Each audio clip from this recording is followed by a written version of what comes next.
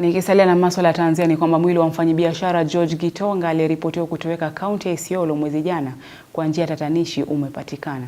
Wakazi wa maeneo hayo sasa wanaishi kwa wasiwasi, huku maafisa wa polisi wakipata nguo na viatu vinavyokisiwa kuwa vyake na kuvichukua kwa uchunguzi zaidi kuhusu yaliyotukia.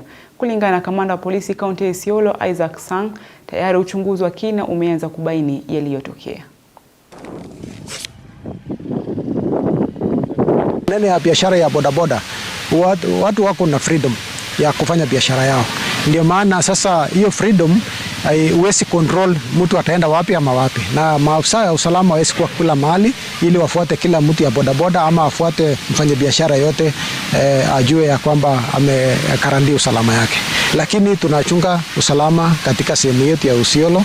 In general tunahakikisha kwamba tumefanya jukumu yetu ya kulinda mwananchi. Akatuelezea sisi kama wananchi tuendelee kuangalia, tukipata kitu ama wakipata watatuelezea, na hizo vitu wamepata wataenda kuzichunguza zaidi, wadhibitisha kweli ni mfupa za binadamu.